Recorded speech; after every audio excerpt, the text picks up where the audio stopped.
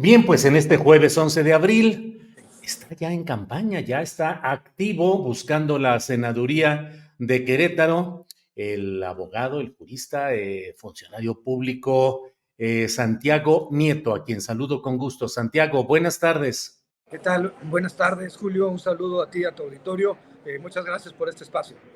Santiago, es el primer día en el que estás ya activo luego de todo este momento judicial, jurídico en el cual se pretendió retirar tu candidatura. ¿Ya está resuelto? ¿Ya está en firme? ¿Ya estás en campaña? Sí, así es. La verdad es que todo esto empieza por el miedo del Partido Acción Nacional. Tienen miedo de varias cuestiones. Uno, que el presidente Andrés Manuel López Obrador tiene niveles de aceptación en Querétaro de que ya llegan al 60%. Claro, no es el 80% de Oaxaca o de Chiapas o de Tabasco, pero 60% en un estado gobernado por el PAN. La verdad es que es un gran indicador. Después tuvimos una encuesta de las Heras que pone a la doctora Claudia Sheinbaum en Querétaro con el 54% de la preferencia electoral. Pregunta expresa, ¿quién crees que va a ganar la elección? 54% de las queretanas y los queretanos dicen que es la doctora Claudia Sheinbaum, y esto antes del debate. El debate fue un desastre para Xochitl Gálvez. Y tres, nos acaban de presentar una encuesta, y hay que recordar que Querétaro en el 21 perdimos la elección por más de 20 puntos de diferencia. Hay que recordar que ahora en Querétaro acabamos de ver una encuesta que estamos 4 puntos abajo. A los 3 puntos es un empate técnico, y hay que recordar que caballo que alcanza gana. Y finalmente ya los alcanzamos y los vamos a superar.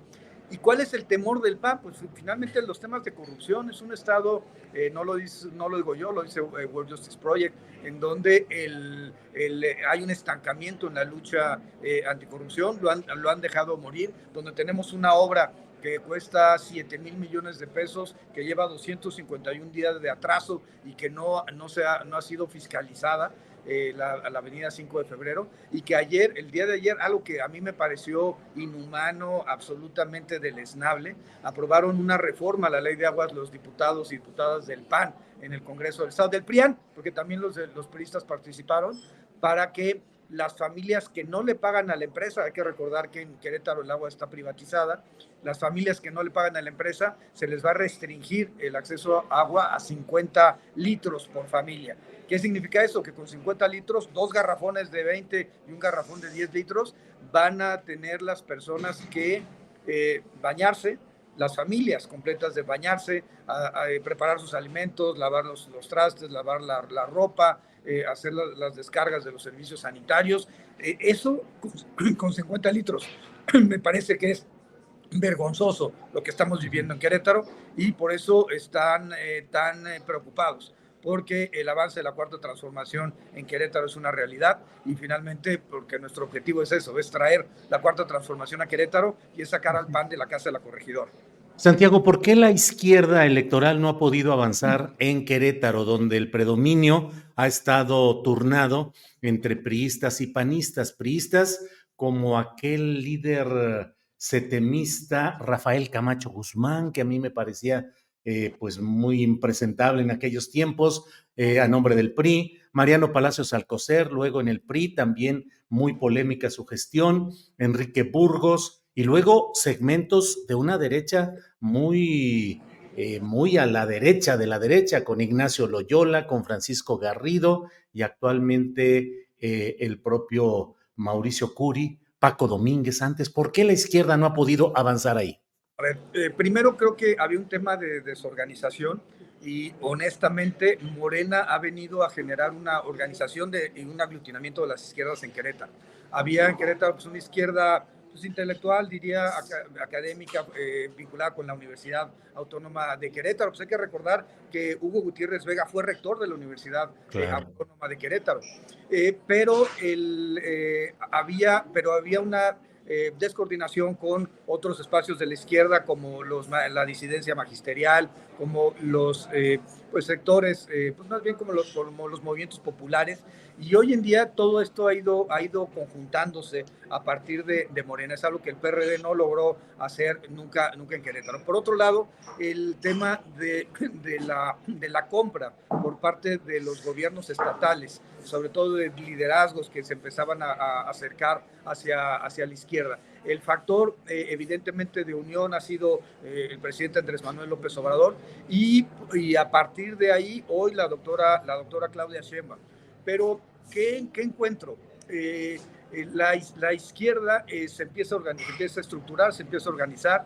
Hay este triunfo jurídico es un triunfo muy importante para nosotros porque es la primera vez que la izquierda le gana por la vía institucional a los panistas en Querétaro, o sea, utilizando el Estado de Derecho, utilizando las instituciones que muchas veces, como sabemos, no son pro 4T, sino al contrario, son anti 4T. Entonces creo que este es un gran triunfo.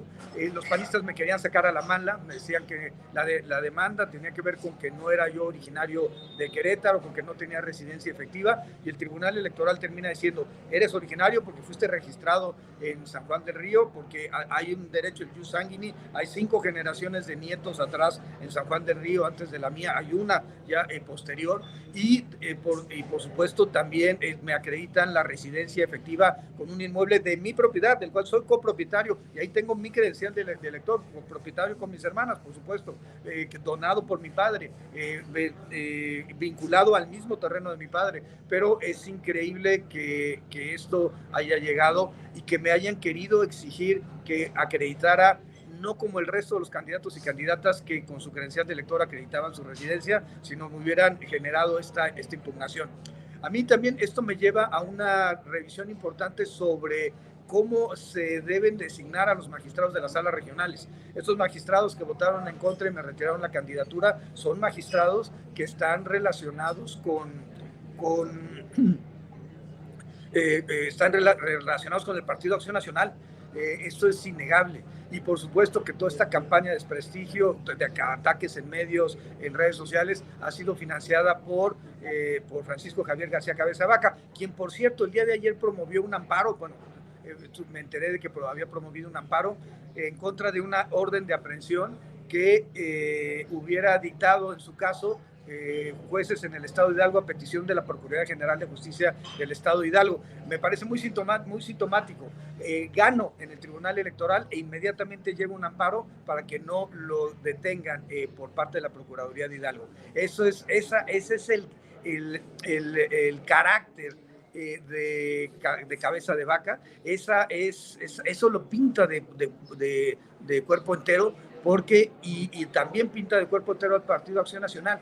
¿Cómo es posible que tengan a Ricardo Anaya y a Cabeza de Vaca como candidatos plurinominales que no han residido en México en los últimos años? Anaya 5 años, Cabeza de Vaca 2, que tengan órdenes de aprehensión, y al tener órdenes de aprehensión y haberse sustraído de la acción de la justicia, tienen suspendidos sus derechos político-electorales en términos del artículo 38, fracción quinta de nuestra Constitución. Pero a pesar de todo ello, el PAN los mantenga en sus listas, el PAN registre para Querétaro en una lista plurinominal a Germán Martínez, que no que es originario de Michoacán y no de Querétaro, y me parece una doble moral absoluta el que hayan impugnado mi residencia y mi origen. Afortunadamente el Tribunal Electoral, por un voto mayoritario de 3 magistrados, la magistrada presidenta y 2 magistrados, me restituye la candidatura y permite que vayamos, regresando a tu pregunta, encauzando la lucha de la izquierda en Querétaro por la vía electoral y por la vía también del derecho. Era un acto arbitrario, la doctora Claudia Sheinbaum lo dejó muy claro, dijo, es un acto antidemocrático porque está impidiendo que las queretanas y los queretanos voten por el candidato de su preferencia, y como dijo la doctora Rufina Benítez, nuestra presidenta de Morena en Querétaro, dijo, es un desafuero queretano, están dejando por la vía de los hechos fuera de la contienda electoral a un rival que por supuesto, entre sus banderas es el combate a la corrupción en el Estado. Bien, Santiago, en todo el entorno de Querétaro, si ganas la senaduría, pues desde luego estarás enfocado en los intereses y lo que corresponde a la entidad federativa a la que representarías. Pero tú tienes una dimensión nacional, has tenido como director de la Unidad de Inteligencia Financiera, con mucha presencia en la denuncia y en el análisis de contextos relacionados con la lucha contra la corrupción. Ahora se han dado muchos temas, entre otros estas denuncias relacionadas con el Panama Papers, con familiares de Claudia Sheinbaum, en fin, ¿cuál sería tu aportación nacional en esta lucha contra la corrupción, el esclarecimiento de hechos y el avance en esta lucha? A ver, primero déjame contestar el tema de Pandora Papers y de Panama Papers. Es una vergüenza que Xóchitl Gálvez mienta descaradamente en un tema como el que presentó en el debate. ¿Qué sucede? Efectivamente, primero que lo que diría es que cuando llegamos a la unidad en algún momento apareció un archivo de Word con un listado que se llamaba Los Maléficos. Entre ellos aparecía, por ejemplo, el presidente Andrés Manuel López Obrador, como el gallo, así era el mote. Aparecía, por supuesto, la doctora Beatriz Gutiérrez Müller, el mote era la gallina. Aparecían muchos actores, estaba Julio Scherer, estaba Olga Sánchez Cordero, y entre los que se encontraban estaba precisamente la doctora Claudia Sheinbaum. ¿Qué investigaron y qué se llevaron? No lo sé, porque no dejaron los archivos, lo cual me parece absolutamente terrible en un espacio como es una unidad de inteligencia financiera que tiene que tener un cauce institucional.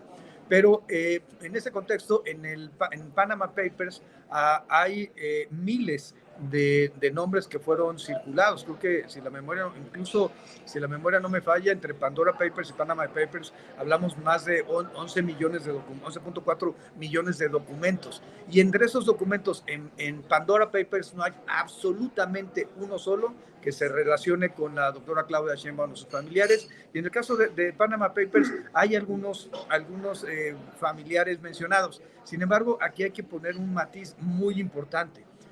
La unidad de inteligencia financiera trabaja a través de modelos de riesgo. No es lo mismo una transferencia que venga de Libia, se le pone una calificación más alta, o una transferencia que venga de, no sé, de Tenancingo, Tlaxcala, un lugar muy relacionado con la trata de personas, o que venga de Reynosa, Tamaulipas, la calificación es mayor a que viniera, o si se trata de un servidor público, por ejemplo, Cabeza de Vaca tendría una clasificación mayor que una persona, que un ciudadano común y corriente. Entonces, lo que va analizando ante los millones de datos que tiene el sistema financiero mexicano, lo que analiza la unidad de inteligencia financiera es la gravedad de las conductas, analizando 254 variables. Se le va poniendo una calificación a la persona, que es en una escala de 0 a 10. Cuando nosotros detectábamos arriba de 7.5, significaba que podía haber un caso de lavado de dinero. Lo que quiero decir es que ninguno de los familiares de la doctora Claudia Sheinbaum, cuando se aplicó el modelo de riesgo, apareció. ¿Y qué significa eso? Que sus actividades eran absolutamente normales. No hay delito alguno en hacer una transferencia de corte internacional. No hay delito alguno en transferir recursos a Panamá. El problema radica cuando el sistema detecta que esa actividad es una actividad inusual, es una actividad relevante por los montos. No era el caso. Entonces, realmente lo de Xóchitl Gálvez implica un desconocimiento de cómo funciona el sistema financiero, una ignorancia respecto a cómo se procesa la información y qué actividad es una conducta delictiva y qué no. Y, por supuesto, una mala fe que para tratar de ensuciar el nombre de la doctora Claudia Sheinbaum, en algo en donde ella no tiene absolutamente ninguna relación, y por eso ya fue tan clara y tan contundente en el debate de decir que no había forma de que eso pudiera corresponder a su familia. No está el nombre de la madre de la doctora Claudia Sheinbaum en ningún papel de Panama Papers ni de Pandora Papers, Santiago. No, y cuando aplicamos el modelo de riesgo, no nos apareció ni en Panama Papers y en Pandora Papers bajo ninguna circunstancia. Y segundo, ¿qué nombres aparecieron? Pues sí aparecía en Pandora Papers, por ejemplo, Ricardo Salinas Pliego, sí aparecía Larrea, sí aparecían personas vinculadas a Enrique Peña Nieto, a Marcelo de los Santos en San Luis Potosí. A ver, había un cúmulo de personas políticamente expuestas relacionadas con el PRIAN, básicamente con el PRI, con el PAN, que sí aparecían en el modelo de riesgo de Pandora Papers y de Panama Papers. Esa información la vi, pero es absolutamente falso el que hayan que se mencione siquiera que la doctora Claudia Sheinbaum o su madre, su señora madre, estaban incorporados en esta dinámica de las transferencias internacionales a paraísos fiscales y a Panamá. Santiago, te agradezco mucho la amabilidad de que nos hayas dado esta entrevista. Sé que estás movido con gente que está activa ya en tu primer día de campaña por el Senado a nombre de Querétaro. Te agradezco todo. Solo cierro preguntándote qué tanto se avanzó a lo largo de este sexenio que está por terminar en la lucha contra la corrupción. Del 1 al 10 de las expectativas, ¿qué tanto habremos avanzado? A ver, yo diría indicadores. Peña Nieto dejó al país como el país 138 o 180 en transparencia internacional, que evidentemente no es una organización que sea cercana ni remotamente a la izquierda en América Latina o a nivel global. Y el presidente en sus primeros años lo había bajado ya al 124. El Latinobarómetro hablaba de que la percepción de corrupción en 2017 era del 61% a nivel nacional. El presidente para el 2019 ya lo había bajado al 41% e iba hacia abajo. World Justice Project señala que de los estados donde hubo una mejoría en el combate a la corrupción se encontraba pues, Baja California Sur, se encontraba Oaxaca, se encontraba Hidalgo, donde no había mejoras, donde había un estancamiento, por ejemplo, Querétaro y Guanajuato. ¿Y por qué dice World Justice Project esto? Porque mi lectura es porque la alternancia significó un mejoramiento en los esquemas anticorrupción. También hay que decir algo, Peña Nieto cuando diseñó el Sistema Nacional Anticorrupción no estaba pensando en que funcionara. Por eso ni la UIF, ni el SAT, ni la Comisión Nacional Bancaria de Valores, ni la Fiscalía Electoral, ni la Unidad Técnica de Fiscalización del INE formaban parte del Sistema Nacional Anticorrupción. Y la verdad es que no tiene sentido tener la modificación patrimonial de un servidor público si no se tienen sus estados de cuenta, si no se tienen sus reportes ante el Servicio de Administración Tributaria. El sistema estaba hecho para que no funcionara, era una simulación. Por eso yo lo que hace el presidente Andrés Manuel López Obrador es echarlo a andar, utilizar sí a la UIF, sí al SAT, sí a la Secretaría de la Función Pública en este combate. Hay que decirlo que las secretarías, las fiscalías y las procuradurías de los estados dependen muchas veces de la voluntad política de los actores. Julio Menchaca insistía mucho en los temas de combate a la corrupción y por eso vinculamos a proceso a 8 presidentes municipales. ¿Qué estado panista ha hecho eso? Ninguno.